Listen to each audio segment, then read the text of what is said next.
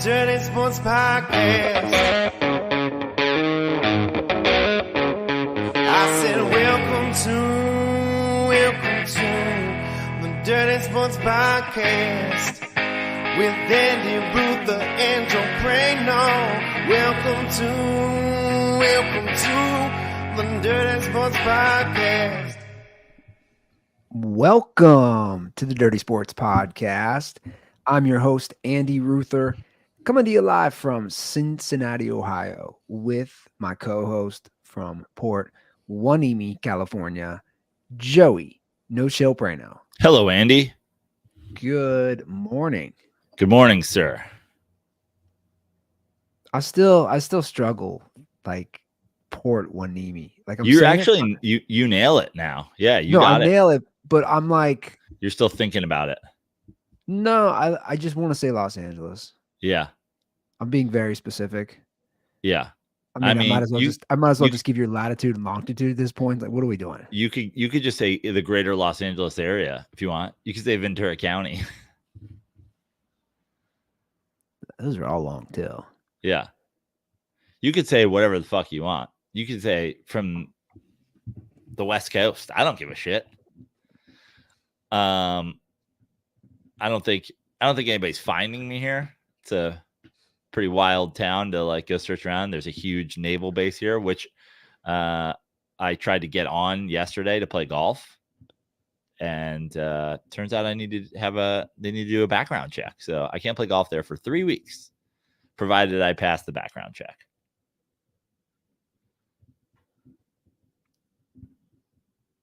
Who you can golf with? Well, I was going to golf solo yesterday. I think it's just a 9-hole course, but it always looks empty and good. And I used to play the Navy course down in Orange County with Laz, and I think Tugs played with us a couple times down there. But solo.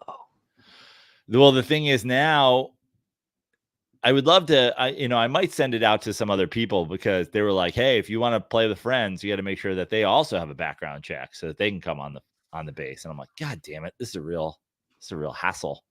But yeah, like yesterday, I did some work, got up, did some work. My girlfriend works from home. And, I was like, I could sit in the shed all day and fuck around, or just go play 9 holes in the middle of the day. I went out to play 9 holes, and they wouldn't let me on the base. I said, come back in 3 weeks after your fucking background check goes through. So I went and just hit balls at a different range. And I came home. But yeah, a little midday 9 holes. It's right down the street. Now I am giving away where I live. Although the base is pretty big, so I could be anywhere. So how often are you golfing these days?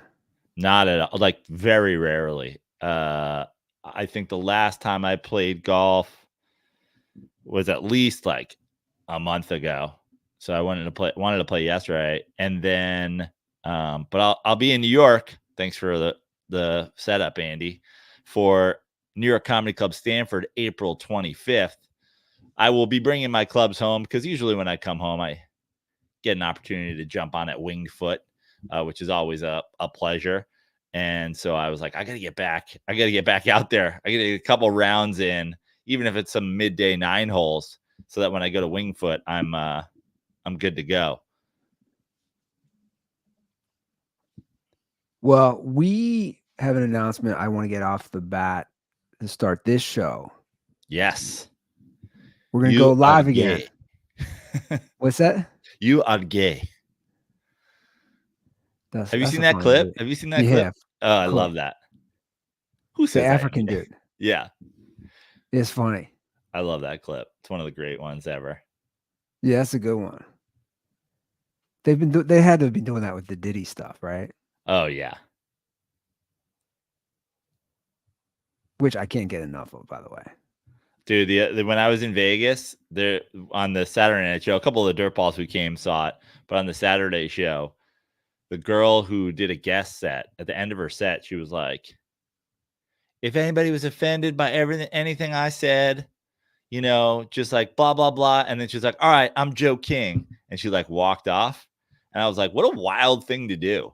I was like, wait, what? Yeah. And I was like, what a wild thing to do to like ask people if they were offended and then give your name. Because, like, first of all, unless you're the headliner, no one remembers. They're always like, oh, I like the guy with the hat. I like the guy with the mustache. I like the girl who opened. You know what I mean? So I was like, what a wild. I went on stage. I was like, what a wild thing to do, to like remind people of your name right after you say, did I offend you? I was like, if anybody here is offended by anything I said, my name's P. Diddy. That's funny. I was like, tag me on Instagram. They say Jay-Z's next, even though Diddy hasn't been charged with anything. Yeah. It's all insane. Illuminati, man. What? It's so funny. They all called. They remember for years. It was like the Illuminati, the Illuminati. It's like, I can't express enough how much these guys are not Illuminati. In fact, this is all the proof you need. The Illuminati never gets charged, never gets busted, never gets raided. They're doing the raiding. I don't know what the Illuminati like, but what is the Illuminati is like a step above them? Oh, yeah, like step above them. The Bilderberg people? Yeah, in power, in like historical significance, in like whatever. Like, dude, Anderson Cooper, it's his firehouse apartment in the Greenwich Village is probably just, there's probably 300 underage naked servants running around, and the cops will for sure knock on his door, and they're like, oh, one of your naked young boys got out. Here he is. We just wanted to give you back to him. He's like, oh, okay, thank you. Like, that's fucking, he's a Vanderbilt. I didn't know. He's a Vanderbilt? Yeah. I didn't know that. Yeah. This fucking,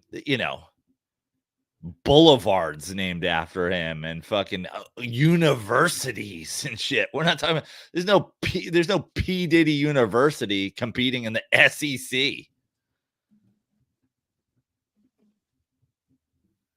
I had no clue.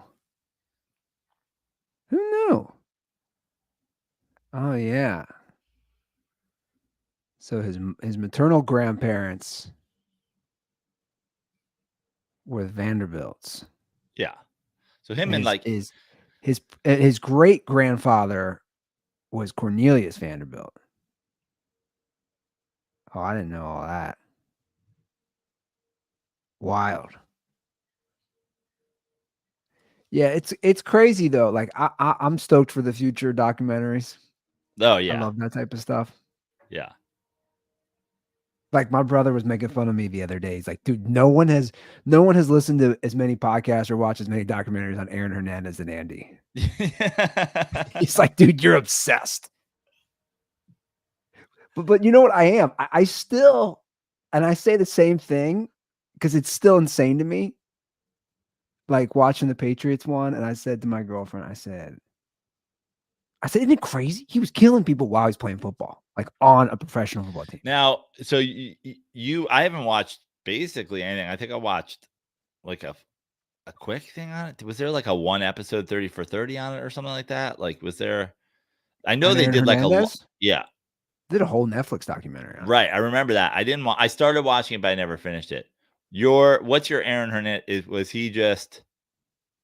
Was this all like in the closet, crazy, like killing people who knew? Like, no, I don't think it had anything to do with his sexuality. I mean, he was bisexual, but I think he had a lot of demons. And what I like about the Patriots documentary, one of the guys says the worst thing that could have happened was him being drafted within 2 hours of all his boys. Right. He's like Hartford, right? Yeah. He's from there in Connecticut. So he goes, dude, if he's drafted by the Seahawks, let's just say, I don't think any of this happens. He's on the other side of the country. And let's not forget, which I had forgotten, wasn't he up to no good at Florida though? Yeah. But they all, dude, that's a whole thing. The Urban Meyer. I mean, let's not forget, Urban Meyer used to go to his high school. And this is again, a great 6-part podcast that I listened to about it, the whole Aaron Hernandez history. It's like Ruther's trying to get his master's in Aaron Hernandez. There's so many layers to it. I just find I find that stuff so fascinating. But Urban Meyer used to go to his high school in Bristol and basically bully, for lack of a better term, the principal to get him to graduate early so he could start spring practice. And in that podcast series, they specifically say not only was Aaron not ready to, like, he wasn't ready to graduate on time. Wasn't ready. He wasn't going to graduate at all, basically, unless he was a football player. At all. And somehow he graduated a semester early so he could start the April spring practice, because Urban Meyer would just show up like, come on, man, let this guy graduate. Unreal. I mean, it really is. But yeah, I mean, he was a troubled guy, obviously, deeply. And he just. By the way, I love that you were about to drop an announcement and now we're here. We went from the YouTube clip to the Illuminati to the Vanderbilts to Aaron Hernandez. People are like, what is the announcement? Well, look, it's role reversal. Praino's reeling me back in. Yeah. We are going to call the Iowa UConn women's Final Four game tomorrow night, live. I have watched only the highlights of this women's tournament, but my goodness, were the Caitlin Clark highlights from last game spectacular. Now there's the girl on UConn. Is it Paige Beckers? I don't know. Sorry. There's a U in there, but it feels like it's just Beckers anyway. I don't feel like it's Paige Beckers, but I could be wrong. Paige Beckers, somebody correct me. Put the phonetic thing in our YouTube comments. She is also like one of the elite women's players. And now there's a couple of things trickling out. First of all, Gino Auriemma doing the hilarious post-game press conference where he calls Caitlin Clark the best player and is like sarcastically backtracking on calling his own player the best because he literally doesn't want that smoke. And then we have the trickling out of the information that Caitlin Clark wanted to go to UConn, which if you're a women's basketball player in high school, that's got to be the number one place anybody wants to go. But she never got a call, never got an offer, never got anything, was never even considered by UConn. Ooh. So Caitlin Clark, revenge game, Paige Beckers, Gino Auriemma. I would say that I've never been more excited for a women's college basketball game, but I've never been excited for a women's college basketball game or any women's basketball game at all. So I guess this is setting the bar. I guess it's infinitely more excited because I've never sat down to watch a women's basketball game, Andy. So I don't think I've sat down, and this is, it is what it is, but I don't think I've sat down to watch a women's anything that wasn't maybe UFC in the Ronda Rousey days or Olympic swimming. I've watched women's Olympics, volleyball, swimming. Yeah. But like, you aren't like, ooh, 1 o'clock today. I got to make sure to get into my TV because it's that big Olympic volleyball game. Look, there's never been so much fanfare. We got some requests to call the previous game LSU Iowa. We obviously didn't. So we're going to go ahead. This one way better, by the way. Yeah, we're going to go old school live. There is one caveat. You must be a subscriber on Substack. That does not mean you have to pay. Correct. By the way, that does not mean you have to pay. There are levels of subscriber. The base level, the test us out level is just free. You just put in your email and you become a subscriber. And therefore, anything we post there, you'll have, including when we post in the chat, the links on Friday. I'm sure we're going to post it all over our social medias, but you won't be able to access it unless you are a subscriber. So today, even if you don't want to spend money on the dirty sports, and that's fine, we see what we think, and I'll just be, I'll just lay it out there. We think if you get a little taste, we're like drug dealers. Here's a little bit for free. We think you'll be back for more. But if you want to sign up, just sign up. It's totally free. And then watch us call a women's basketball game, old school, dirty sports, rabble style. Yeah. 9:00 Eastern, Friday night. I mean, it's perfect. I'm going to be here in the, I already like have, I'm going to be here in the creation shed. I'm going to throw my TV, Andy Ruther's old TV, which is right here next to me on the floor right now. It's going on this desk. I'm going to sit on the couch over there. I think I'm going to get some booze. I'll probably have some whiskey going. Might get an array of beers now that I can dabble in different styles. I'll probably get a cigar, rock a cigar while the women's game's on, and have ourselves a time. And like I said, you can sign up for free. Also, like I said, there's levels, Andy, of memberships to the Dirty Sports. And I want to take a moment just to shout out some people. There's a founding member option where you can sign up to actually pay more than the monthly or the yearly charge. And I'm wearing my Cleveland Guardians hat right now. As a reminder, I wanted to shout out our boy, Andy Ranta, Crypto Rant. He has been nothing but generous to us over the years. He has gifted us some crypto over the years. And then he went out of his way, and I think he put, I don't know what it was, but way more even than the suggested donation for a founding member. And he sent me this hat.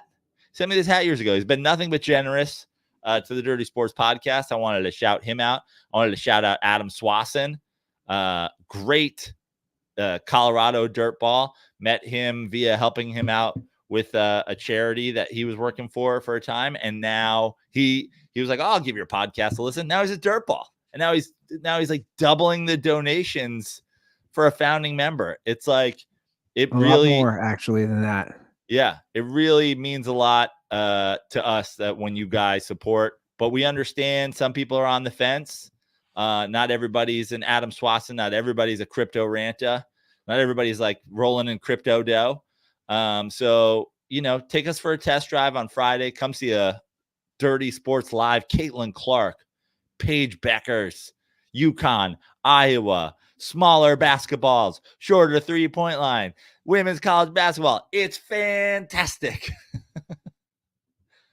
It's crazy though, the hype. I'm going to make one more announcement, Andy. I'm going to have a bottle of whiskey there. And if anybody dunks, I'll just chug whatever's left. Just okay. Full chug of a bottle of Maker's Mark. If anybody slams one home. Wow. Women's shot challenge. You know how I know the hype is unprecedented, unlike anything we've ever seen, ever, with women college basketball? Here's how I know. I got a haircut today. And is this the you did not go back to the place where the Bengals guy is? I know I did. That's my lifelong barbershop. But they have 4 barbers there. Okay. And was your guy there? He was probably at home crying. He was probably at home crying because he was the Mixon is the real deal, and they got rid of him a month ago. So I don't know if he's in his basement crying because I was right and he was wrong. Anyway, that's we'll get to the Texans later. By the way, I keep seeing Joe Mixon in the list. Look at the Texans upgrade. He's not an upgrade for the record. You don't think he's an upgrade? I don't know. Not really. I actually, we can get to the Texans later. I have thoughts. Okay. But what I was going to say was the gentleman cutting my hair today, who I've gone to before, I'm going to guess 60s, early 60s, late 50s. He brings up Caitlin Clark. And if I watch the game, and I'm just saying, like, you wouldn't expect this dude to bring up, because they're always talking sports in there, right? Yeah. And the truth is, a lot of times it's football, especially pro football. But he brings up, he's like, I've really enjoyed watching her in the women's tournament. And he goes, the truth is, I've watched more women's tournament than I have men's tournament. And he starts talking about her stats. And I'm like, this to me, I go, this little personal anecdote is proof. And the numbers don't lie. It was the most watched women's college basketball game ever. Probably the most watched women's basketball game, I assume, maybe outside of an Olympics. And it was over 12 million people. And what's crazy is the telling stat I saw was only 3 college football games had more viewers Yeah. than the LSU Iowa. Now I put it on. I actually, now I had some background noise. I was working on some things on my computer, but I had the second half of Iowa LSU on.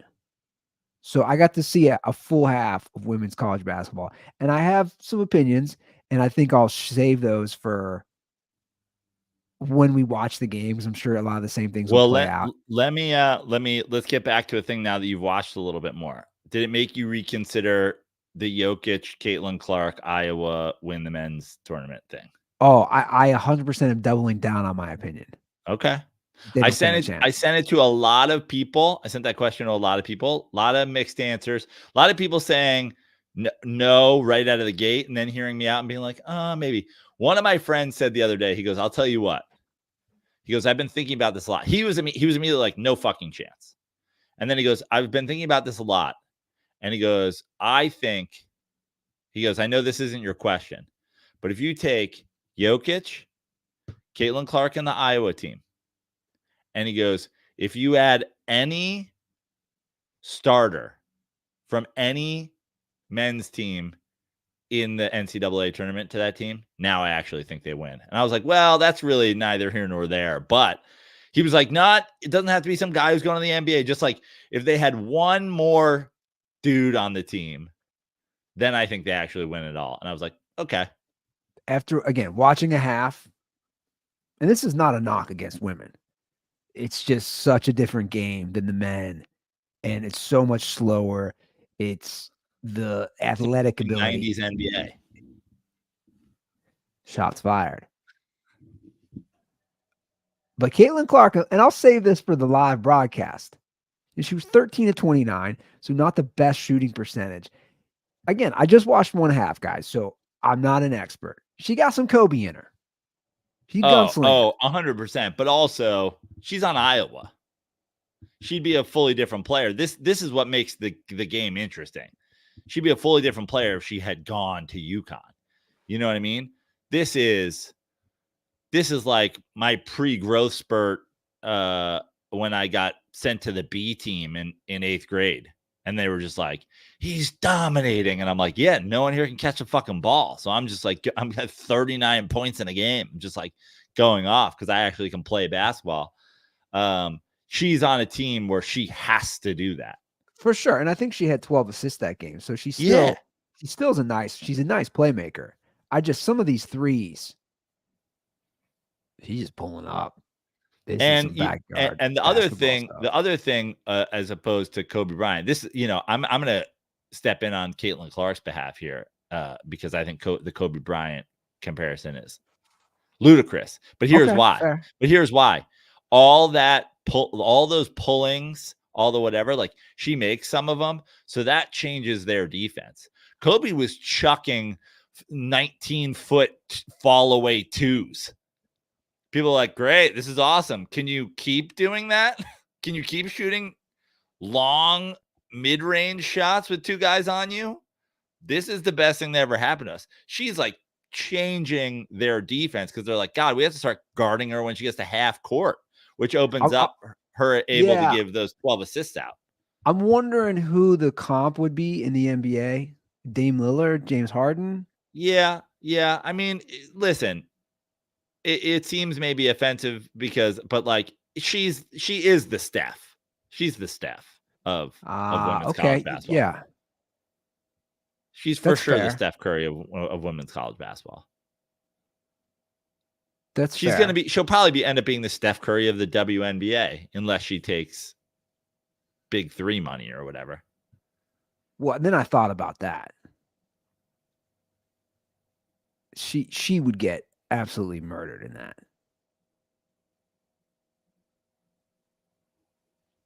That's really the question, though. That's why the $5 million or whatever is. That's a different game. That's 3-on-3. It's half court. That's why that money is interesting, and that's why they offered it to her, because the whole world wants to know: would she get killed in it? I'd love to watch it. It'd be entertaining. I think that's why they offered her the money, because everybody's like, I'd love to watch it. And guess what? She should take it. I've been thinking about it more. She should take it because she can always go to the WNBA after. Who cares? This is like Rocket Ishmael going to Canada. What happened to him afterwards? Well, yeah, but the point is like, was he going to be? I think he thought the same as like the pro scouts, even though he probably would have been the first overall pick. Is like, is he an NFL receiver? I think he would be an incredible guy today. I don't think that they knew how to use a guy like that in the NFL then. It's like he wasn't a wide receiver. You know what I mean? He could be in today's NFL, a little slot guy doing the jet sweeps and coming out of the back. Yeah, he would be ludicrous. But then it's like he's not coming in and being your number. He's not coming in and being Michael Irvin.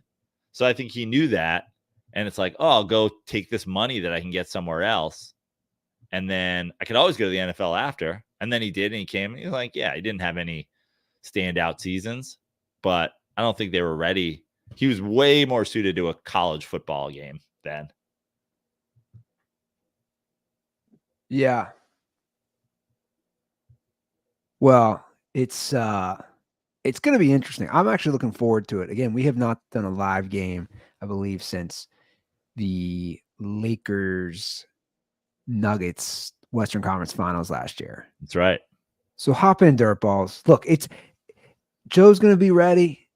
My daughter's going to be in bed, presumably. So, like, why? Your daughter should be watching the women's live broadcast of the Dirty Sports podcast. We have the next Caitlin Clark right there.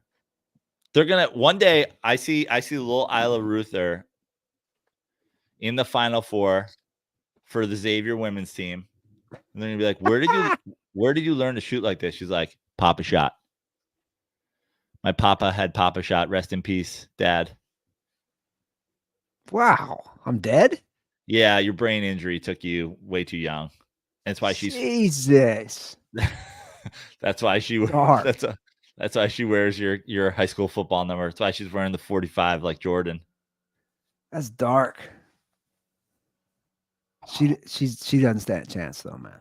No? She's got my genes, and she's gonna be small. She's already a runt. How tall is your girl? Like 5'4". Ooh, that's rough. That's a tough pairing. So she's got like. How tall are you? Like right around 5'10", maybe a little under. You never know. I mean, there's absolutely. I do know she's a runt right now. That's what I'm saying. Well, listen, and I talked about this the other day with somebody. My dad's like 5'6". My mom's like maybe 5'6". Like my parents are like basically the same height. I was a super runt. Freshman year football in high school, 5'2", like 94 pounds. The only kid, you look at the height weight chart, every single person on the freshman JV football team, 100+ pounds, except for this guy. I'm like, over here, super runt, and then 10 inches of growth spurt. You never know. Till they start eating McDonald's double cheeseburgers. That's the only explanation I got. And drinking. She would love that. Get her drinking Snapple peach iced teas. It was like some Teenage Mutant Ninja Turtles mutation. They're like, when he combines the McDonald's with the Snapple, he just exploded.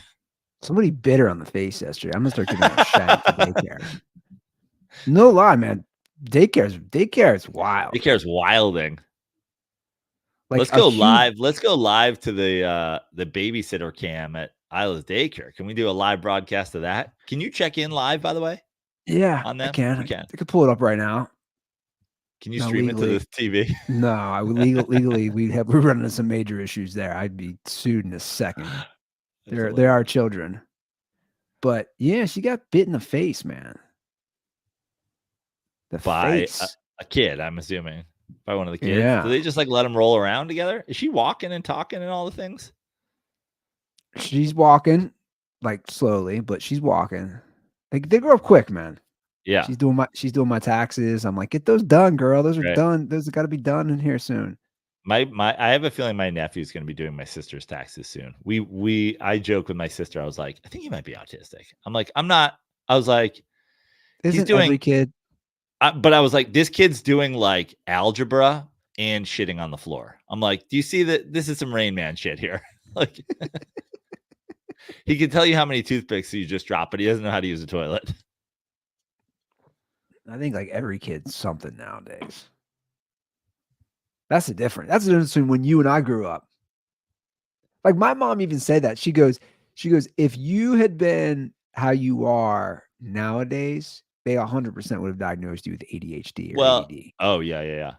You know, there's a great, I think I saw it on TikTok or like Instagram or whatever.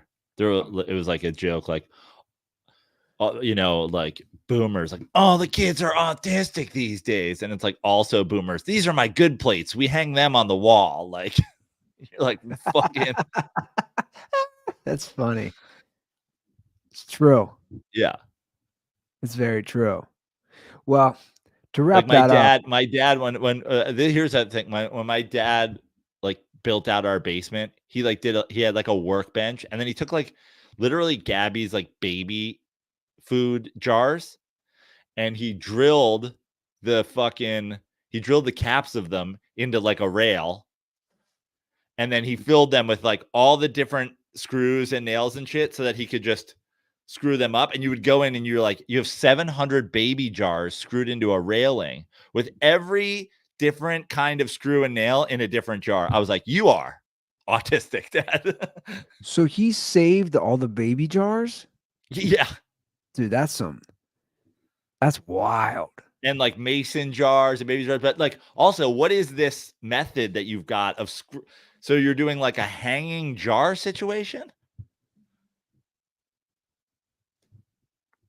People will come in and be like, what is with the jars? I'm like, oh yeah, you need a 3/4 inch braided screw. Like, I know which jar that's in. That's very meticulous too. That's very Italian. Yeah. Regimented to a T. That's insane. Yeah. Well, I look forward to seeing what everybody has to say, because that'll be a fun little game and fun little chat. You know, Friday night, Joe. Come on. Andy, I just told you how excited I am. I'm going to come out here to the shed. I'm already like thinking about the shed. I'm like, I got to go get booze today. I got to go get a couple cigars today. I got to get my set. Like today, after this show ends, I'm going to set up the TV, make sure it's working, all the things. Like I'm actually really pumped, not just for this game, not just for another live with you, not just for, but like now it's all happening in like in my creation shed. It's like, I love it. I can't wait. I got the Rabbit Air here ready to suck out my cigar smoke. Shout out to the folks at Rabbit Air. All ready for you guys. All you got to go and do is go to dirtysports.com and just input your email and become a free subscriber. And again, I wanted to shout out our founding members. Like, you could sign up there. We're going to talk about that on the live. We shout more of you guys out. So sign up. Good things happening. Yeah. DirtySports.com. Sure. So let's hop into some other things. We got a nice little rundown today. We have lately. Where you want to go? You want to talk about your boy Julius Randle? You want to talk some? I guess let's just get it out of the way. I know we have football trades and we have baseball. Like, I'm in a, hate to say I told you so mode. I'm disappointed. I'm sad and I'm angry. And like, it really takes the wind out of the sails of this Knicks season for me. The Knicks have lost 3 in a row. And I put on in my Substack notes yesterday, or 2 days ago when they lost. A tale of two sports teams in New York right now. It's like the Knicks have lost 3 in a row, and I'm not worried at all. And the Mets have lost 4 in a row, and I'm ready to burn down Citi Field. But the thing with the Knicks this season is they are really, first of all, Jalen Brunson is maybe the best player in Knicks history. I'm not even joking. It's probably Patrick Ewing and Jalen Brunson right now, provided his career continues the way it has in New York so far. He's scoring a 60-point game the other day. Yeah, he had a tough game against the Heat, but like the Knicks have been hanging so tough with all the injuries. Mitchell Robinson's been out, came back, went out again. OG Anunoby, who they traded for, they've been elite with him on the floor. He gets hurt. He comes back for 2 games. They're elite again. He gets hurt again. He's out. Julius Randle, it really seemed like they were going, we're fine. Like, we're hanging in there. We'd rather have, it was a very Tom Coughlin New York Giants thing. It's like, who cares what our seed is if we're healthy? And everybody was kind of like doing that. Like, yeah, it would have been nice to be a 3 seed or a 2 seed, so you don't have to deal with Boston until the Eastern Conference Finals. But whatever, like you have to beat that team no matter what if you want to win a championship. So like, oh, if we're the 4 seed and we have to have them in round 2, so be it. Let's be healthy. Now, I've been, and I still am, and I always will be on the train that the Julius Randle signing was not the best signing that the Knicks ever made in free agency, because it just felt like they geared up everything for they traded Porzingis and they geared up entirely to do a Durant, Kyrie, blah, blah, blah thing. And we end up with Julius Randle and Taj Gibson and whoever. So I hated the signing and I hated the re-signing, and I hated that Julius Randle has been a shell of the regular season player he is in the playoffs. I hated that Julius Randle never knew that he wasn't the alpha on the team once Brunson arrived, but it felt like him missing these games was perfect. It felt like Jalen Brunson has established himself as the alpha. He comes back. He fits in a secondary role. We've got a good shot. I've never been Julius Randle isn't a good player guy. I'm just like the same thing as I just posted today. It's like, but we had Kristaps Porzingis and now the Celtics do. And that's the kind of the difference. But then to get to the point where they build this team, it feels like Julius Randle could have been moved when he was an all-NBA player for draft picks and for other guys who could fill in and do the same role. Because look at how well the Knicks have been playing without him. But they didn't. And you're like, well, listen, if he comes back and he's healthy and he knows his role, I still think we can make noise. And now he's fucking out. And they're just undermanned. People go, oh, if you think the Knicks season's done because they don't have Julius Randle, I guess you like Julius Randle. It's like, trade it. Like, I would have preferred trading him for, pennies on the dollar, because I think there's a lot of guys who could fill in his role on the team and the Knicks could still be dangerous. But now the trading deadline's passed. You can't, now that the opportunity is passed. And I'm very frustrated because I really did, even with Julius Randle, who I don't necessarily believe in the way a lot of other people do, I was very excited about. I actually truly thought the Knicks had the chance to beat or at least challenge a Boston Celtics team, whether they meet them in the Eastern Conference Finals or before that, without Julius Randle, without a guy at that power forward position who is giving you some real scoring and some real value. I don't think they do. And the reason is because the Celtics have Kristaps Porzingis and we don't, which is especially annoying since we drafted Kristaps Porzingis.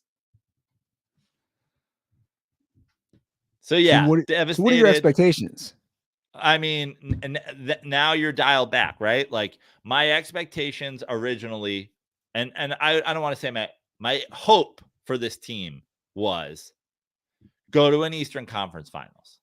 My hope for this team was challenge a Boston team in the Eastern Conference Finals. If you give Boston a 6-game series in the Eastern Conference Finals, there's no, you can't say we're not building a real franchise again.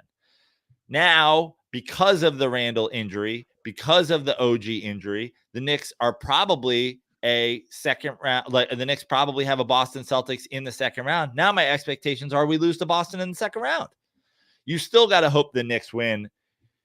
For the Knicks to continue to show me that they're building, obviously they still have to win a first round series without him. Even if there's no Mitchell Robinson, even if there's no OG, just the Villanova guys on this team, I want to see them win a first round. but they won the first round last year, and to me, it's like the goal for this team was get to the Eastern Conference Finals and just like play well. I would have been ecstatic with that. And now I'm like, I don't think that's realistic because I think likely the seeding ends up where we have Boston in the second round. And I don't think we can beat Boston now. How many games are left? Like 6 games? Something like that.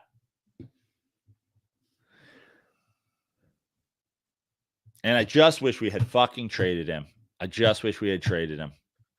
I said that the whole time. How are you going to trade a fucking all-NBA guy? Because what did he do in the playoffs?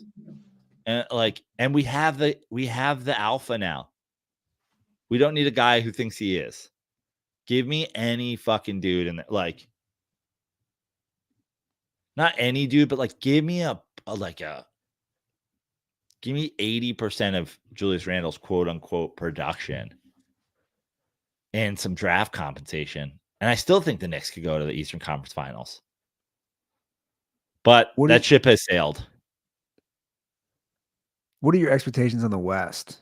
Since it's so, like everybody's within that reach of everybody. Yeah. I mean, what are my expectations? You expect the Nuggets to make it through? Do I expect? I mean, I expect that. I would say I predict the Nuggets to make it through, but do I expect them to? Not necessarily. I do still think they're the team to beat, and not just because they're the champs, but because they have a distinct home court advantage playing in Denver at altitude. They have the best player. So it's like all these teams are fun, but the OKC is a little young.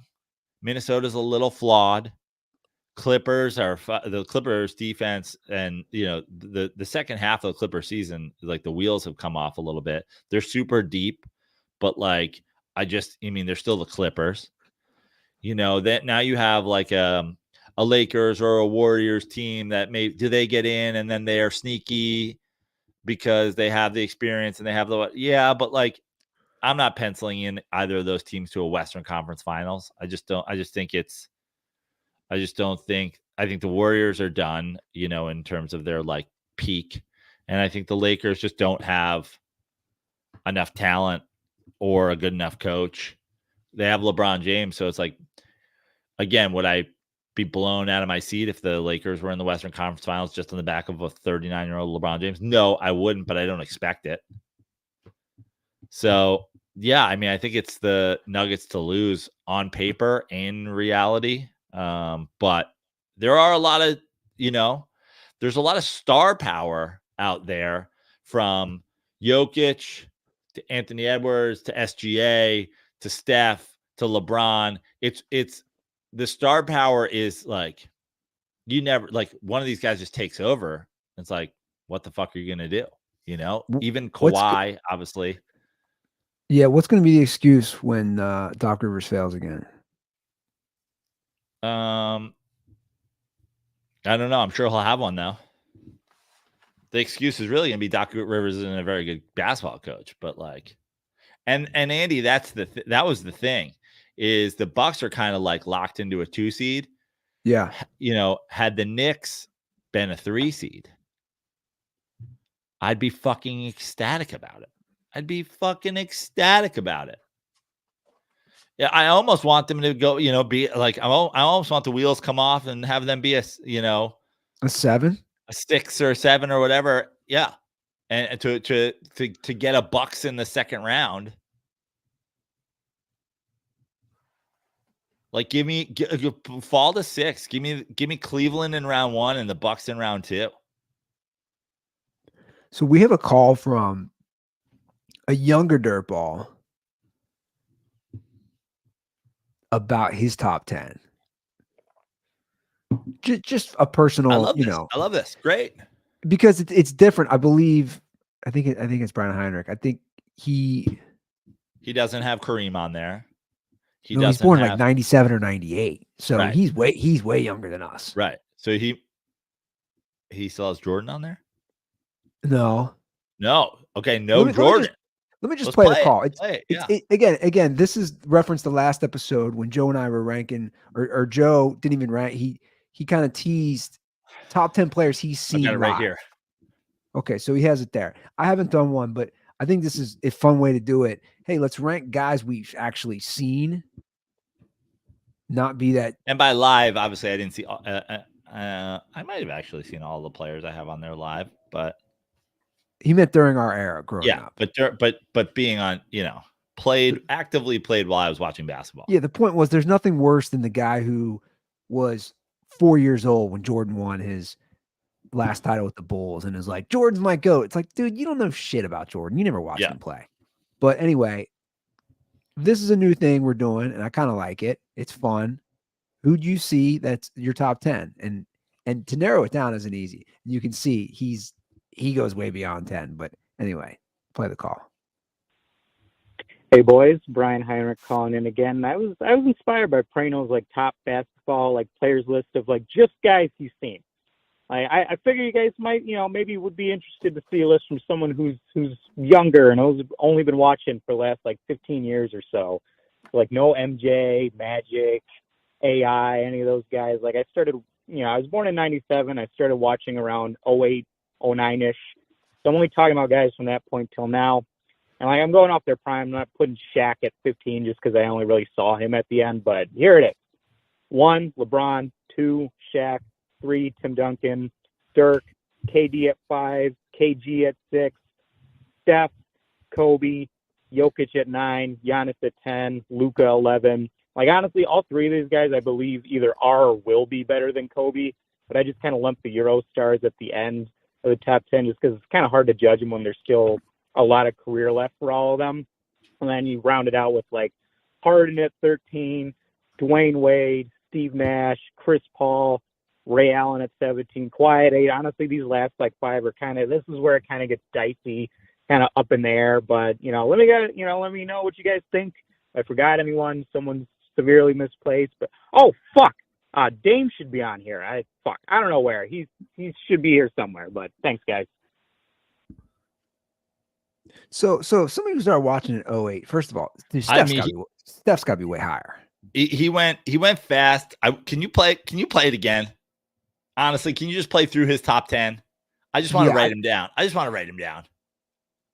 he went so fast. I was like, I missed it. He had Bron 1, Shaq he had 2, Shaq Duncan 2, 3, Duncan 3, which is fine. I don't want to give anything away, but obviously those guys are okay. Who do you have 4?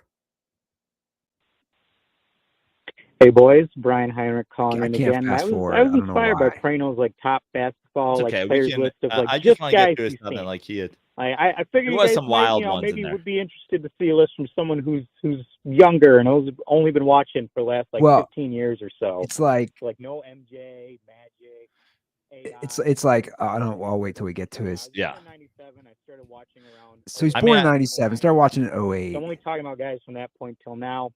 And I'm going off their prime. I'm not putting Shaq at 15 just because I only really saw him at the end. But here it is. 1, LeBron. 2, Shaq. 3, Tim Duncan. Dirk. KD at 5. KG at 6. Steph. Kobe. Jokic at 9. Giannis at 10. Luka 11. Honestly, all three of these guys, I believe, either are or will be better than Kobe.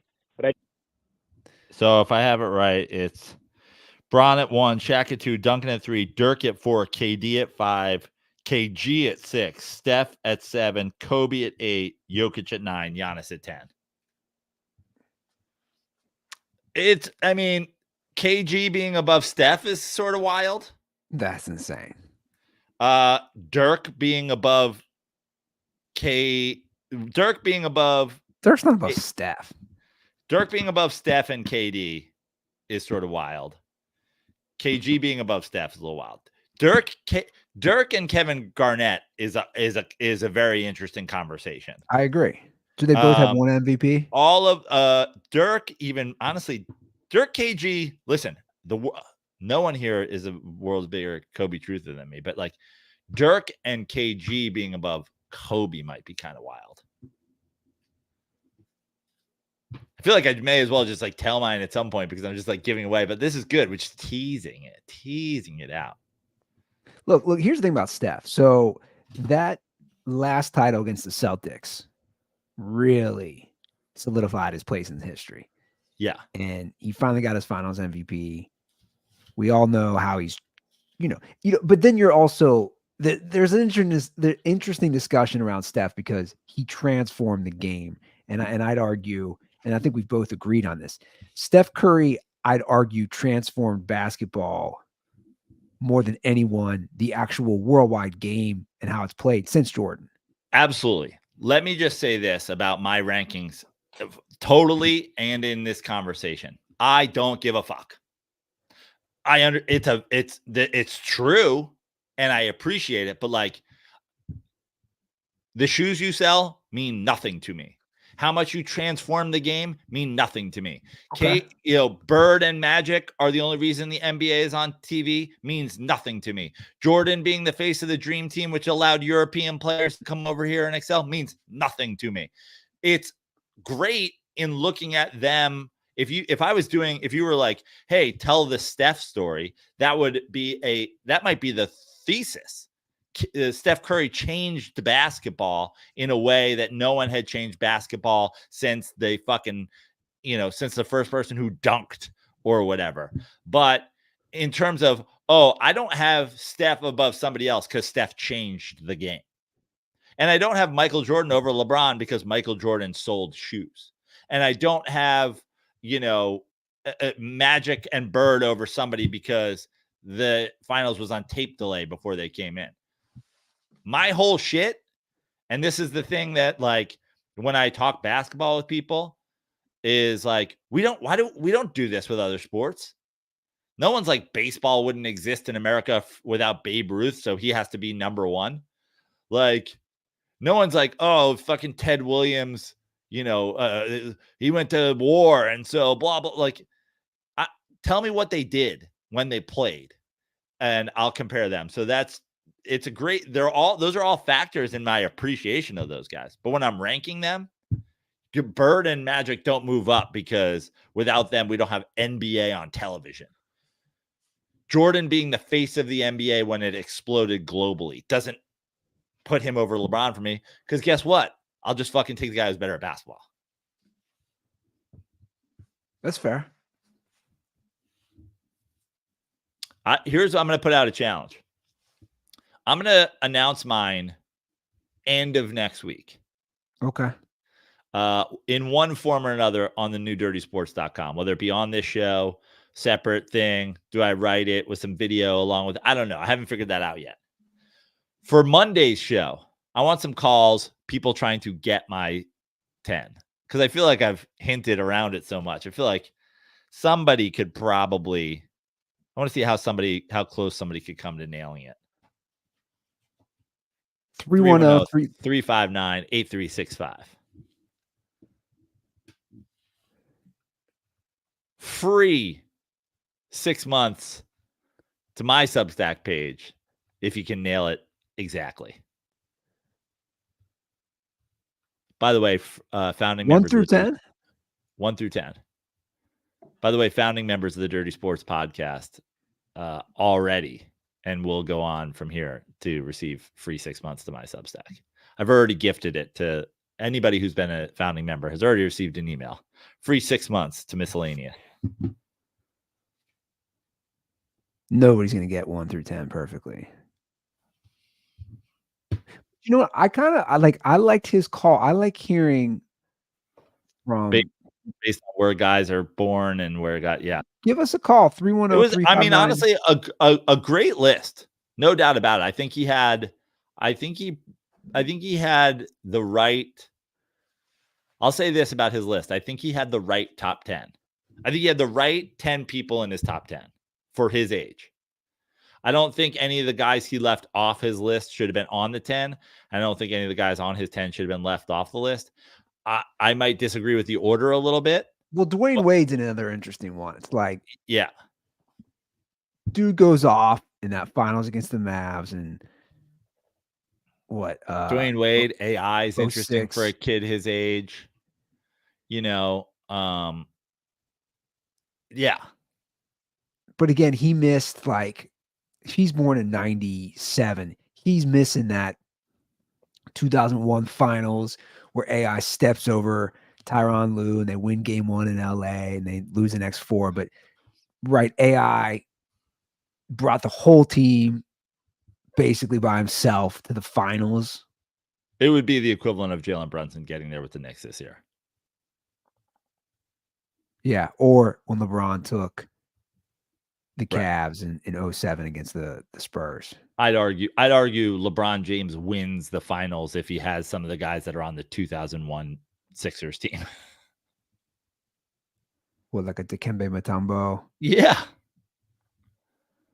Who else is on that team? I think LeBron had guys from that team on his fucking, didn't he have Eric Snow and shit?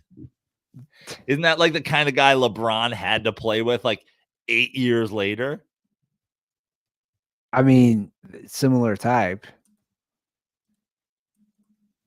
I'm pulling this up right now. I want to So see am the I. rosters. Who'd they have? Tyrone Hill. Yeah. The halfway decent player. He made an all-star game. Aaron McKee. Yeah, I mean, that is a pretty crazy. Raja Bell. They're coming from the bottom up. Yeah. Jermaine Jones. That's wild. George Tyrone Hill, Dikembe Mutombo. Listen, your other starting 4 being Aaron McKee, Dikembe Mutombo, Tyrone Hill, and Jermaine Jones is wild, dude. Now, like I said, Eric Snow played 31 minutes, but Tyrone Hill, I'm gonna put him. We talking about top 10s. Top 10 ugliest NBA player ever. That dude. So he's from Cincinnati, right? By the way, Eric Snow on that Cleveland team. That's funny. Do you remember how ugly Tyrone Hill was? Oh yeah. So Tyrone Hill, I know I've talked about this. So he's born and raised Cincinnati, went to Withrow High School, went to Xavier. So I've spent a lot of time seeing Tyrone Hill. Ugliest dude.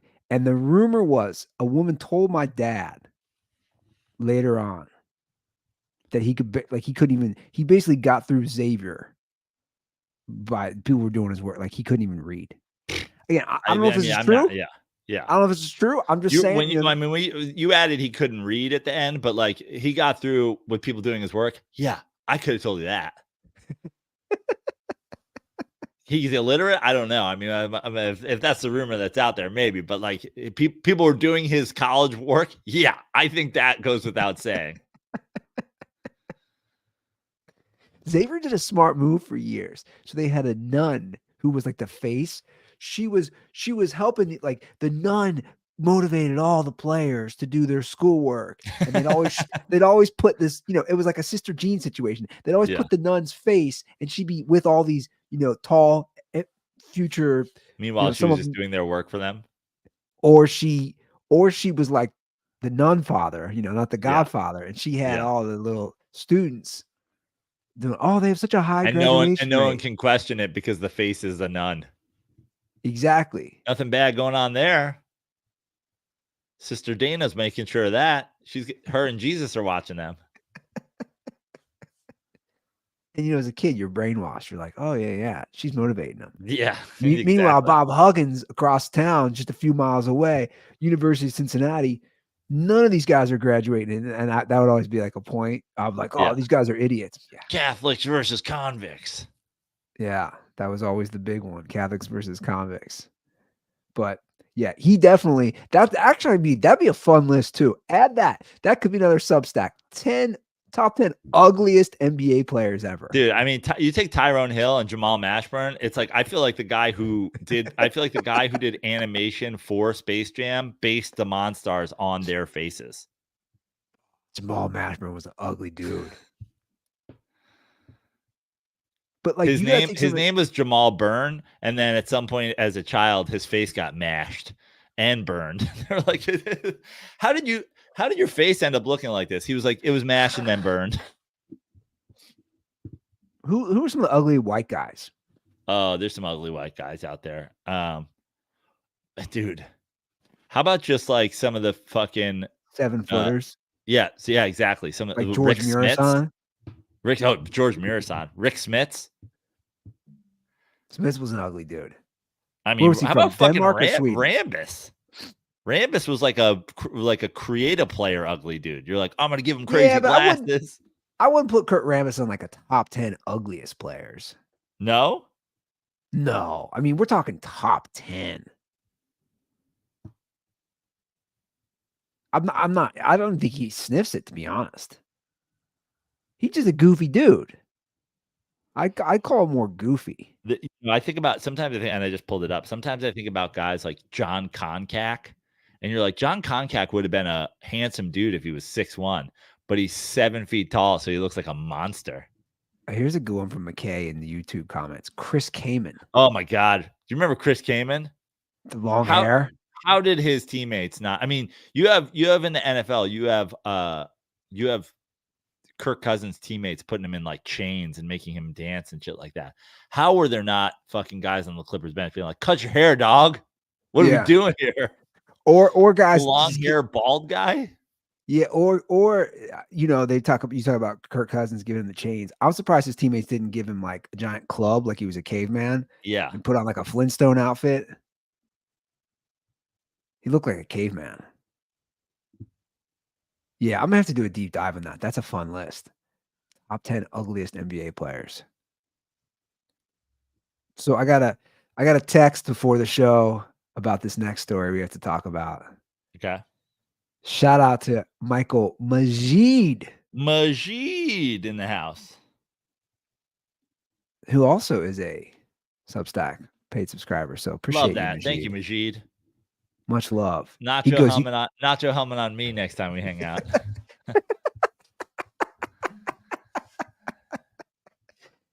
Dude, okay, here's a fun question. We all know how expensive ballpark nachos are. How many months of a subscription for our Substack at $7 does one nacho helmet at Dodger Stadium pay for? At least two. I bet you. Yeah, I'd say between 2 and 3, right? I'd say closer to 3. I bet you it's like $18 for nacho helmet. Yeah. Well, he's about to give this next story a -3 nacho helmet review. He's like, you got to talk about Oakland having to play their next 3 years at a minor league stadium. I said, oh, yeah. And we were absolutely going to talk about it.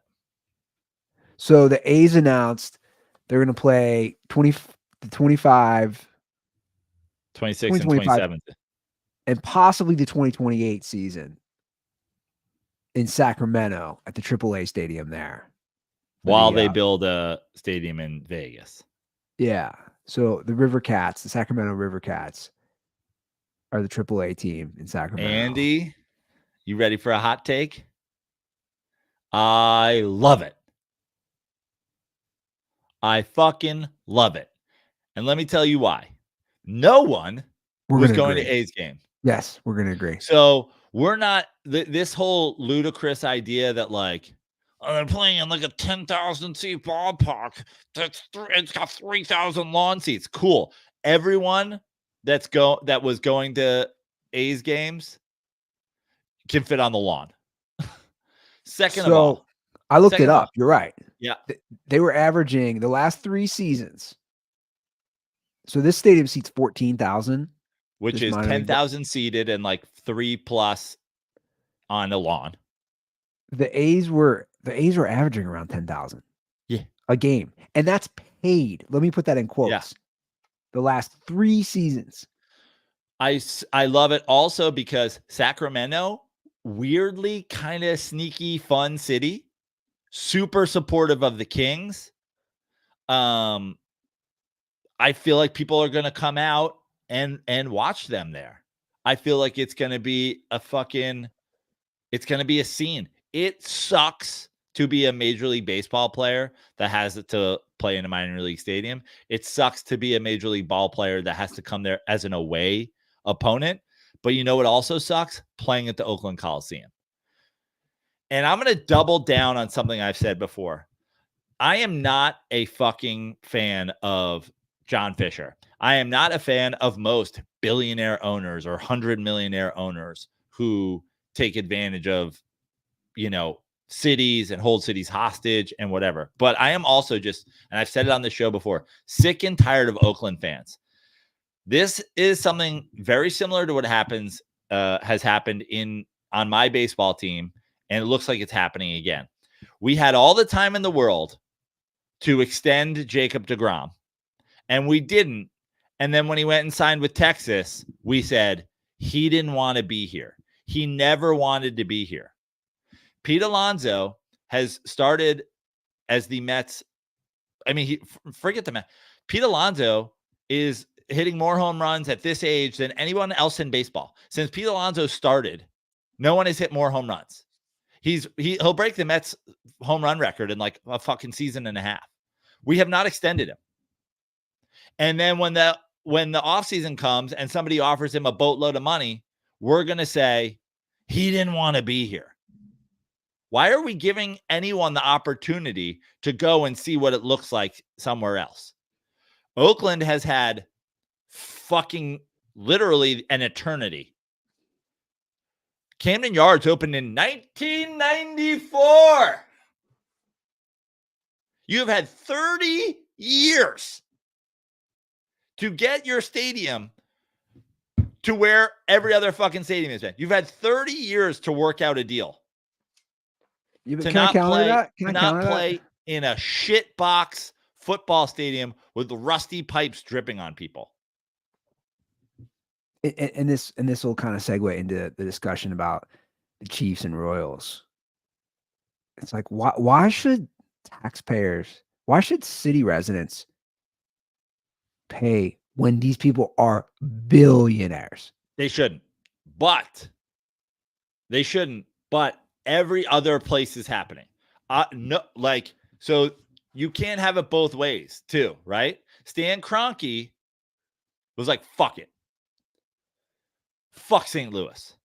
I'm going to go build me a stadium in LA, and I'm going to fucking rent it to the Chargers, and I'm going to put a fucking YouTube theater there and have concerts, and I'm going to whatever. So if a billionaire takes money out of his own pocket and it's like, fuck St. Louis, people are like, fuck him.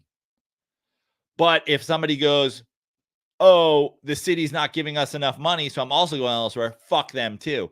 I get it. But everybody needs to, I've said this forever, make them all build their own fucking stadiums. You know, the keep politics out of sports crowd, they're awfully quiet when 90% of stadiums are built by taxing people and are built by pushing them through. But here's the situation. If you wanted the A's so fucking bad, you've had 30 years since the first Major League ballpark upgraded to a fucking modern. We're not doing this thing anymore where there's baseball diamonds on the field. You had 30 years to do it, and you didn't do it, and now you're pissed off that he's going elsewhere. Sure, he should pay for it, but I'm certain that there's financial advisors that are telling him it ain't Oakland, dude. And guess what? The Raiders left. The fucking Warriors left. It ain't Oakland. Now, if Oakland had done what the Mets should be doing to Pete Alonso and saying, here's more money than you can possibly fucking fathom, stay now. Don't even look at other places. Here's more. That's what the Braves do. The Braves offer guys money when they're fucking 19 years old. And they're like, hey, you want to sign a 10-year contract for like $200 million? They're like, I can't even imagine what $200 million looks like. And all of a sudden they're there for life. And it's just crazy to me. So what was Oakland? What were the A's supposed to do now that we've gotten to this point? Play in Oakland for 3 years while the stadium gets built? No, I agree. But it all around, it's just a bad situation. I think it is better that they're going to a minor league stadium. The minor league stadium is going to be nicer. I mean, I know that sounds crazy. It's going to be nicer. It's going to be more exciting. Yeah. I feel bad for Oakland fans, but at the same time, the only time the Oakland fans voiced their opinion was when the team's leaving and when the team's whatever.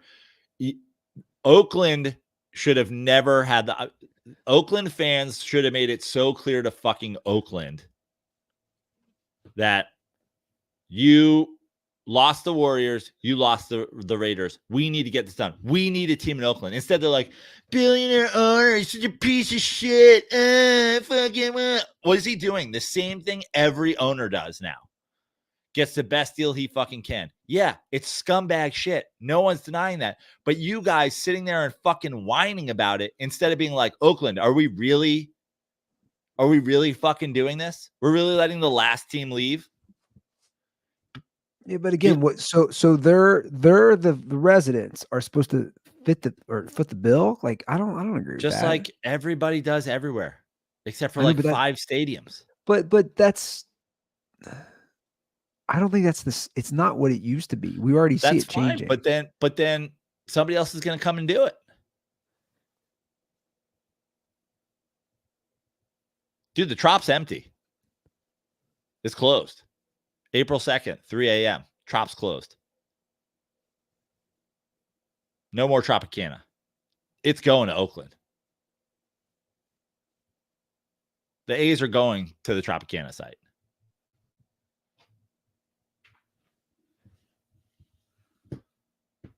It's just a mess, you know. And I'm not defending their ownership. It's just I'm like just saying, you can't bitch and whine and not support and then fucking be like, they fucking left. If he was making money like he could be, like other teams do, he wouldn't be fucking leaving. It was just handled so poorly on all fronts. On all fronts. But I'm over it now when it comes to like the team, baseball. You know where the little piece of ember that started this fire is Major League Baseball letting a team play in a converted football stadium that was built fucking 60 years ago. It's a shit dump. This should have been sorted 20 years ago. The Mets moved out of Shea Stadium in 2009. It's 15 fucking years ago. The Phillies moved out of the Vet. When did the Reds move out of fucking Riverfront? 2003 was the first stadium or first year. 2003. Every other team in the multi-purpose stadium. What are we doing here?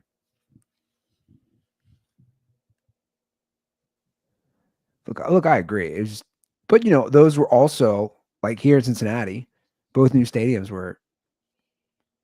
It was a ballot for people to pay more money on taxes.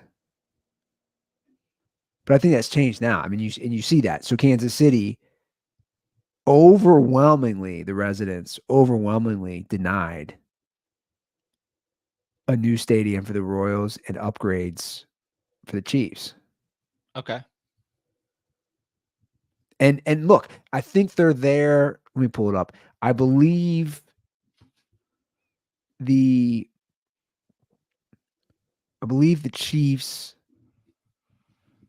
are at least contractually, yeah. They'll be there through the 2030 season, but then everything's up in the air.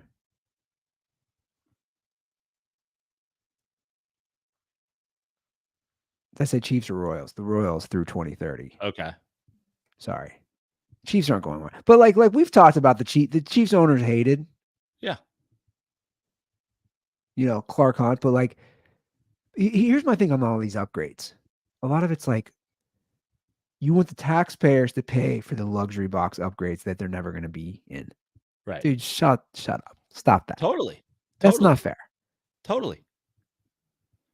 So you know what I'm saying? Like and also if you're a Chiefs fan, Chiefs fans are a very supportive fan base. Very supportive. Always have been, even before the Super Bowls. You want to say, oh, you guys are leaving Kansas City? Then leave. They won't. They won't. Oakland fucking will. Because you're putting 9,000 people into a shit dump. No one goes.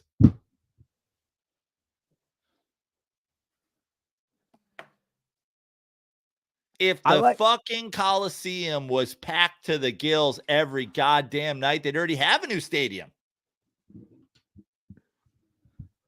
I do like when people stand up to the owners, like in this Kansas City case. Be prepared to lose the Royals. And maybe they will in 6 years. They could. A lot can happen in 6 years. But like, especially with the NFL, for me, at this point, you just can't cry poor. So No. I looked at some numbers. You just like, this probably won't even surprise you. Just the TV deals for this season, and this might have even been last season. Guess how much money, since they do revenue sharing, right? And all 32 split. How much money do you think each NFL team will generate just off the TV deals for 1 year for this upcoming season? 150 million. 411 million. Wow. Almost 412 million. Just off TV. So before they even play a game, every team is like, I get 412 million in revenue. Now, obviously, they have a lot of expenses. The salary cap, I think, is around 200 million. You got to pay for all the other stuff. But like, I was looking at numbers. Like, a shitty NFL team, after all the expenses, is making like 70 million for the year. That's after you pay everybody. After you're paying the electric bill, you're paying the players. You're making like, imagine a business that is automatically going to generate like 70 million for the year. It's crazy. So my point is, when these guys cry poor, you're like, but none of those guys are crying poor, right? Well, they're trying to get the taxpayers to pay for stuff in all the cities. But again, that's something that's just like, once the fucking Pandora's box is opened, you're like, why do I pay when no one else pays? And then it's a double-edged sword, because then everybody hates Stan Kroenke. Everybody hates Jerry Jones. And it's like, oh, the guys who have all this money and think that they can swing their dick around because they did all the shit themselves, we hate them too. Jerry Jones this, Jerry Jones that. Jerry Jones doesn't have to fucking answer the NFL. Yeah, because he paid for all the shit. You can't fucking tell me what to do. Dallas can't tell me what to do. The city, the league. I just own my shit. And we hate him too. But the other thing is, if you're the owner of a team, like, it's a very easy decision to be like, yeah, dude, every city fucking pays for their team. So like, why would I pay for mine? Unless you're smart and you know where the fucking money is, and you go, I'll put the money up because I know I'm going to make it back. You can't necessarily say that with baseball. Baseball might be over in fucking 15 years. No, you for sure can with football, though. Yeah. Right. It's like the notion again, and you see these player reports, which I love, from the NFL players. It's like, dude, you're the Chiefs and you're getting terrible grades when we know the money you're making. Every team in the NFL is pushing the fucking salary cap limit just about every year. In baseball, you have the A's, you have the fucking teams that just like, oh, we don't make money, so we don't spend money. Oh, they don't fucking spend money, blah, blah, blah, blah, blah. Yeah, it's like, listen, it's a business model as well, but look at what happens when you have a new fucking facility. Think about all the teams just in baseball where it felt like it happened the second they swapped to a fucking real legitimate ballpark. The Cleveland Indians were bad for 100 years. All of a sudden, they're in the ALCS in like year 2 of Jacobs Field. It's like, yeah, you got to play 162 games, and you got to go into some fucking hellhole for 81 of them, and it's your home stadium.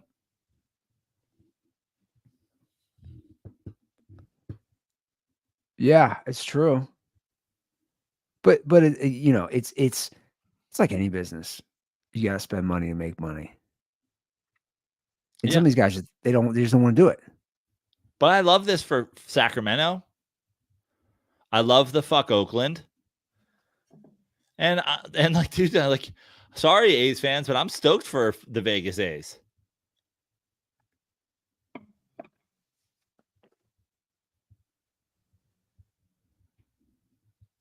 You guys want either like if you're a baseball fan, you should want baseball to survive. Being in the Oakland Coliseum does not help baseball survive. Well, you got to see a game there. I did. That'll be something in history. And now it's coming off my list. I'm gonna have one less ball. I gotta add one more ballpark to my 30 ballparks list.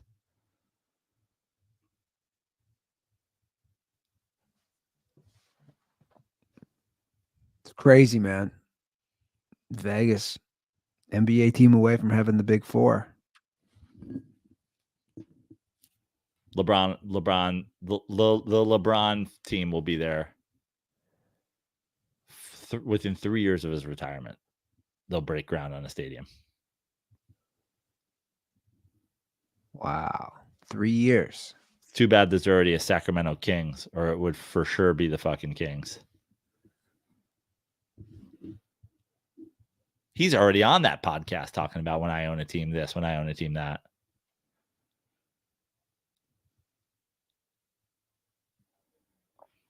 What's crazy is they would build a new stadium, even though T-Mobile Arena is pretty fucking new.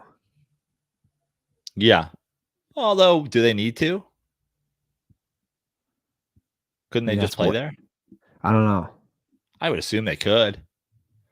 I'd assume that's ready to go for them. I mean, it's relatively new. There's all kinds of boxes. I'm sure it's beautiful. Yeah, it is beautiful. The outside of it is crazy. Yeah.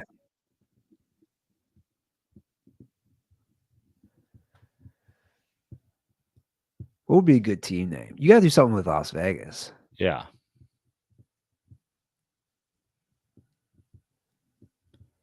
How about just like the Las Vegas shooters? Like craps shooters, shot shooters. Too many people would think shooting guns. Good. Fuck them. The Wizards haven't won a goddamn thing. Make the Wizards the Bullets again. I think the Las Vegas Blackouts. The Las Vegas Hangovers. That'd be funny.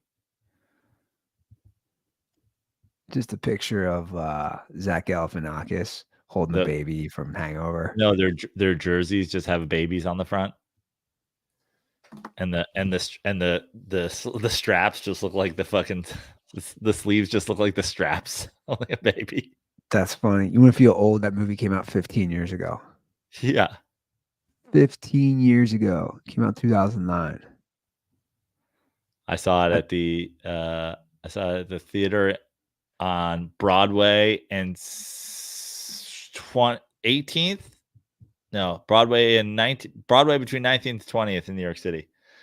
Pretty sure I saw it with Pete Sestaro and Rock Boy, Cop Boy, Boca Joe, Jafrida. I saw that movie, and they ended up redoing those theaters in Marina Del Rey. The one theater next to Fatburger. Mm-hmm. That little complex. I saw it with my friend Sarah, who I used to work with. That's 15 years old, man. Which is funny because I basically had a hangover type experience a few months before it came out at a bachelor party. Which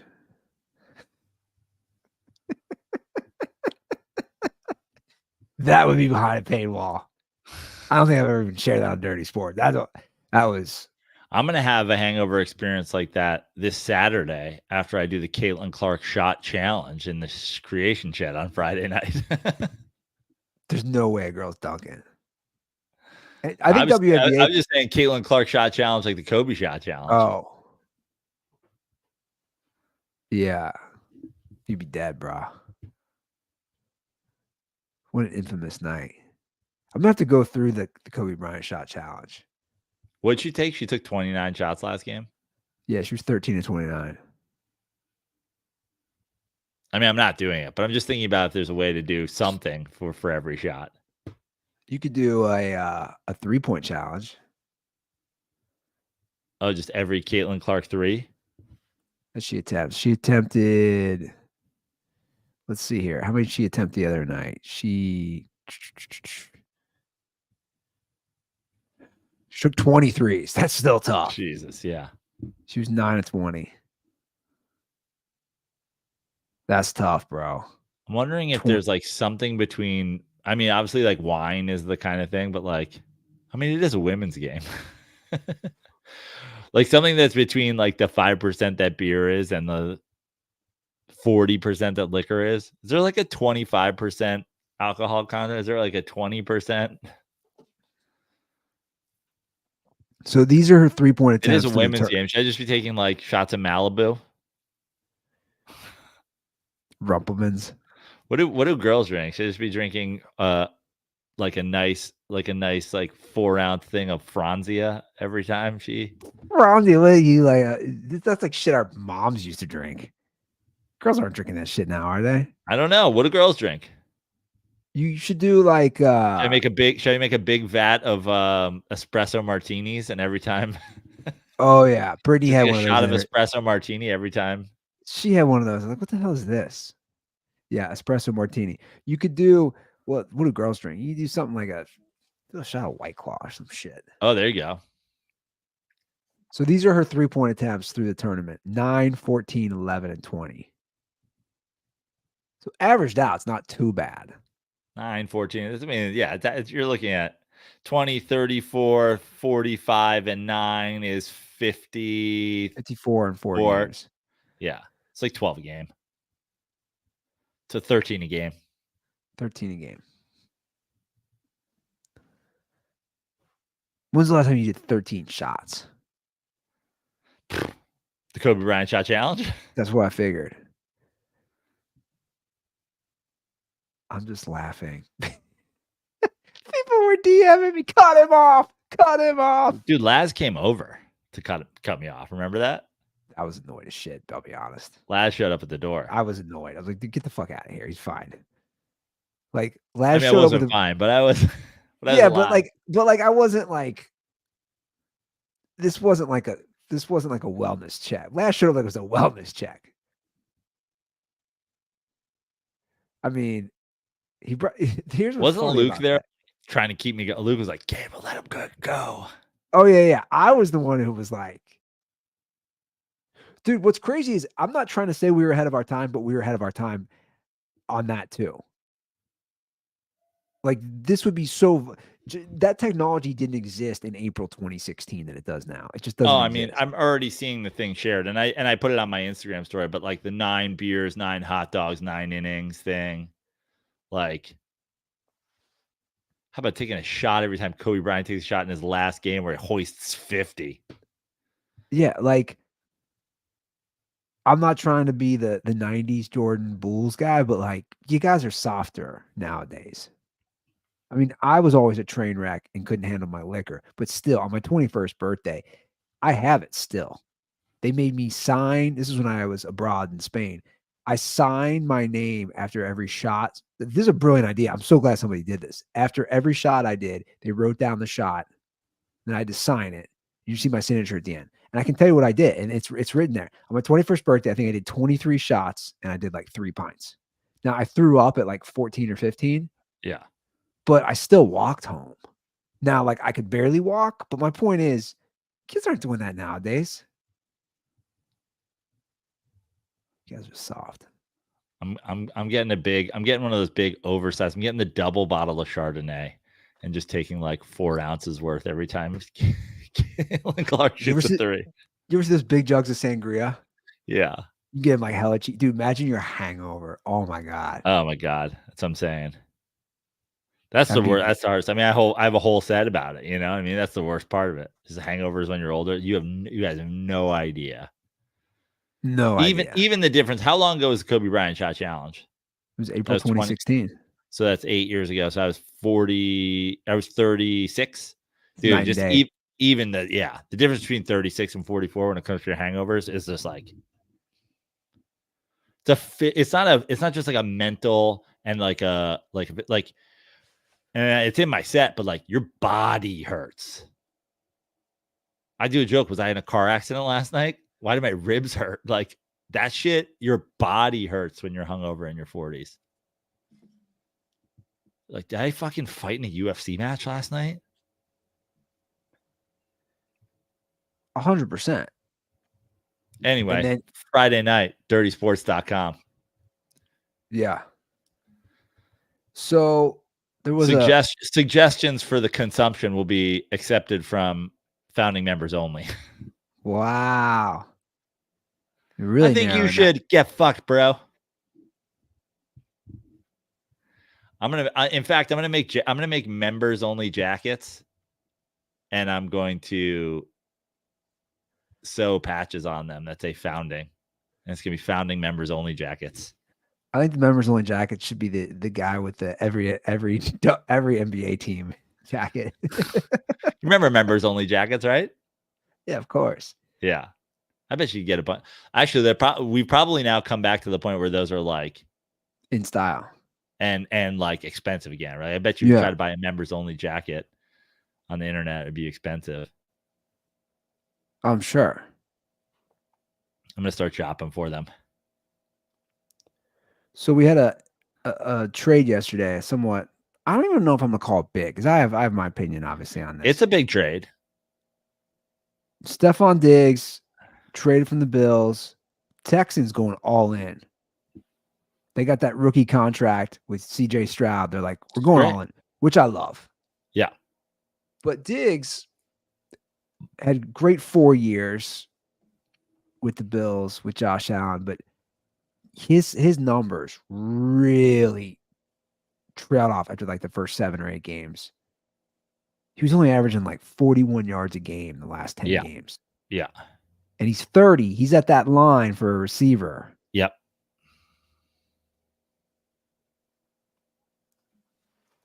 I'm not worried about it affecting Josh Allen. I'm not really either. I think it's a win for both teams. Now, what did they get for him? What did they trade him for? Yeah, the second rounder, man. Yeah. So it's like, it's tough because I think that, I mean, you look at this is the new NFL. The new NFL is like, if we're not going to pay you, like, we're not holding out for some shit. I mean, Snead leaving the Chiefs, they're like, we're not going to pay you. What'd they get for him? They got like nothing for him. But it's just like, we're not going to pay you, or we want to free up that money. So we don't really care. It's just draft capital. So like, it seems 5 years ago, it would be crazy to get just a second rounder for a guy of Stefon Diggs' quality and what he's doing, what he's done in Buffalo. But you look at it and you're like, we get draft capital, we get cap relief. Yeah. And we don't think it affects us that much because that is the new NFL too, is like, if you are an elite quarterback, you just kind of have to get it done because there's not enough money to go around. Now, flip side, Texas, there is money to go around. CJ Stroud's on his rookie contract. So you're not the position that gets the number one cap hit, doesn't have a cap hit at all.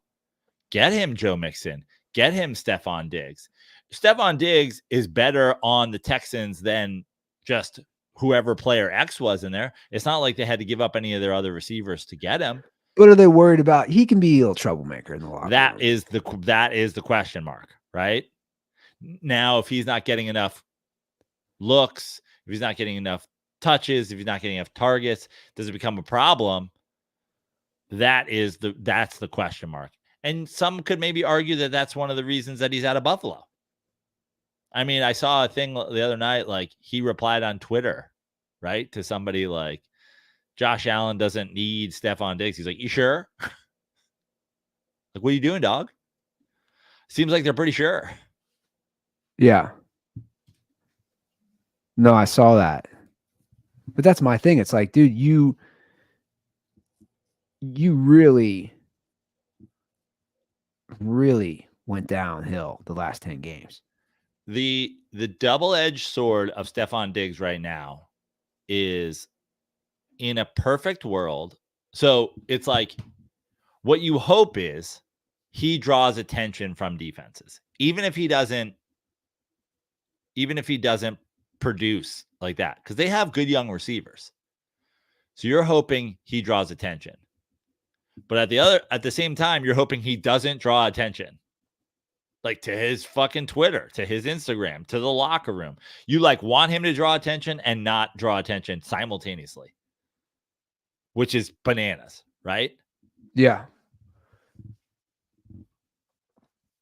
I mean, I like what Houston's doing, like I said. Minus the Mixon thing, dude, I just don't.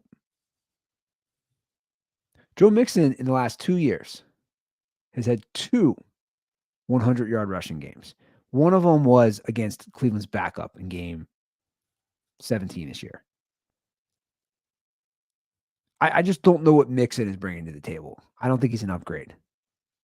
I mean, I think he's an upgrade, but then it's like, is he not? Like, here's the thing. If Houston was paying their quarterback already, they don't do any of these deals. But there's this window, and it's like, oh, well, whatever. If he's not an upgrade, he's still there. It's not like running backs in the NFL. It's not like a 2 running back system where these guys are splitting the carries is like the biggest fucking issue you've ever had. Now, are you saying he's not an upgrade? Because they lost Singletary, right? But they lost him.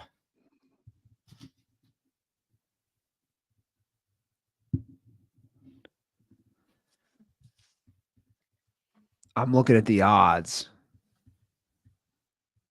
It shouldn't have affected them, right? It's not affecting them as much as I thought it would. Yeah. Because I think if it affected anything, it'd affect the odds of them winning the AFC South. I stand corrected. Okay. And this is on BetMGM. Their Super Bowl odds went from 25 to 1, 15 to 1. That's a huge jump. What? That's stupid.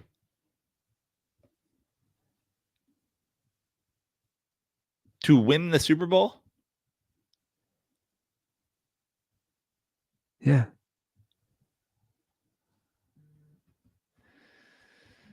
Was it 20? It would be 2025, right? So 2025 Super Bowl odds. Let's see here.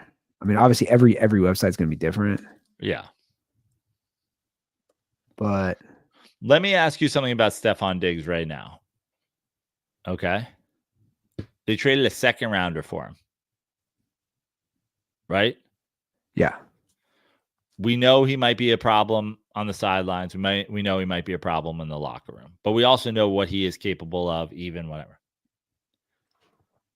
You'd feel totally different about this deal if the Chiefs gave up a second rounder and got Stefon Diggs, wouldn't you? Well, of course. 100%.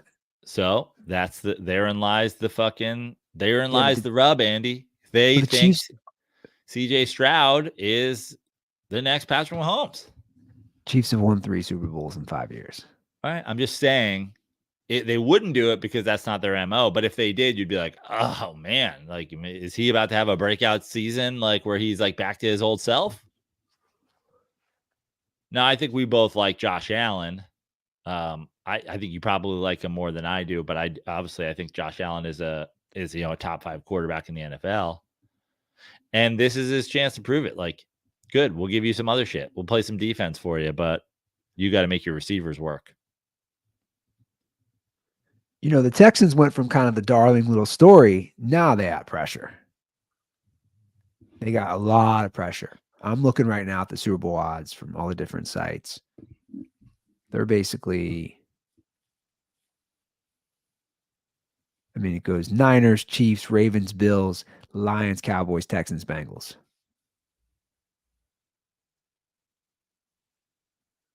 The AFC is so stacked. This is going to be a fun year because you got a lot of hidden teams too, I would call, that are going to be like sneaky. So the pressure, if you're like, okay, let's say you're the Texans GM, right? This year, you won a playoff game. You played in the division round. Is your goal to play in the AFC Championship game? Who'd they beat? The Colts? They beat the Browns.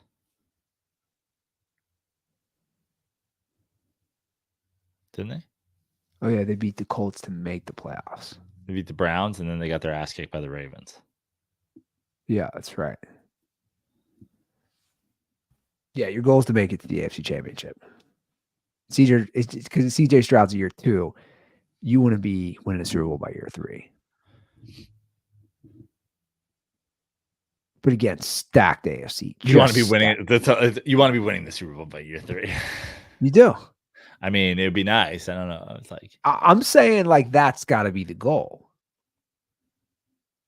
They're going, but like the goal this year actually should be to win the Super Bowl. Sure. But if that's got to be your goal. But if Stefon Diggs and Mixon, you play in an AFC Championship game, and you're like, all right, we're taking steps. We're doing what we're supposed to be doing. Because you could be Joe Burrow, go to the Super Bowl, and then not go back. Keep going like that, like the Price is Right game where the guy's climbing Everest or wherever the fuck it is. Okay, sneak peek. Climbing the Swiss Alps. It was a good game. I got in this discussion here locally with some people. This is before the Stefon Diggs trade. I said the Texans go farther than the Bengals this year.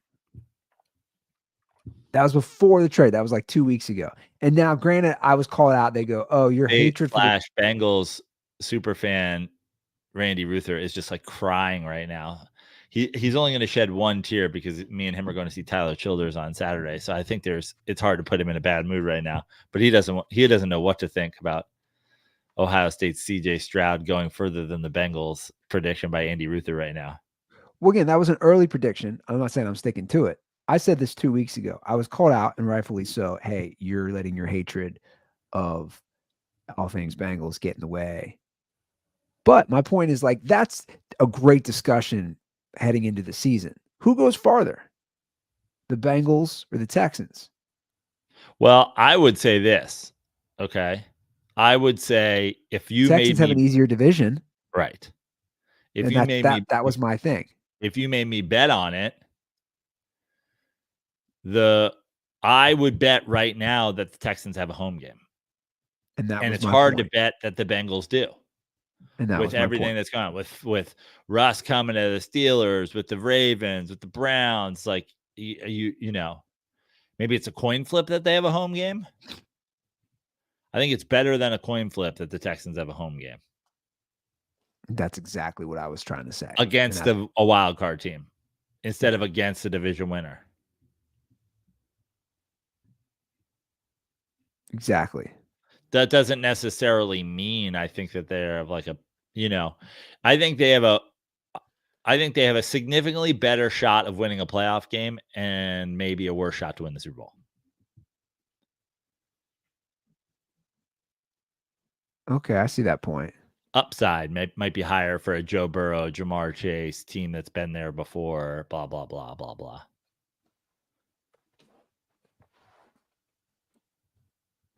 To me, if I'm the Texans GM, let's play in a conference championship game this year. And then the next goal is let's play and win a Super Bowl, because your goal can't be just to get to a Super Bowl. You skip over that next thing. We've seen it now with the Niners. We've seen it with your goal. Once if you appear in the game, you must win. Yeah, I know. And again, the Chiefs, man, just you have to laugh. You watch the end of that Patriots documentary. Both Robert Kraft says it, and then I think maybe the audio from Jim Nantz from calling that last Patriots. It's like, we're never going to see this again in our lifetime. And I laugh. I'm like, the Chiefs have 3 in 5 years. The Patriots had 6 in 20. They're halfway there. Has the Super Bowl era, has the team ever won 3 in a row? In the Super Bowl era? Yeah. I don't think so. Did that Steelers team? No, right?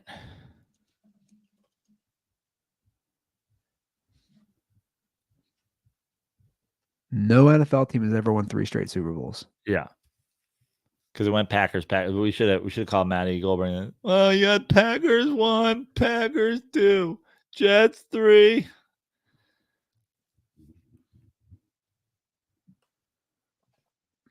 All right. Goldberg's like, I remember where I watched the Packers win Super Bowl 2. I was in my mom's sister's basement, my great aunt's basement. She's made Goldberg 100. You ever notice that? Like Goldberg won't tell you his age, but he's like, I remember watching the 1979 NCAA game between Bird and Magic. I was at a bar in New York City. How old are you?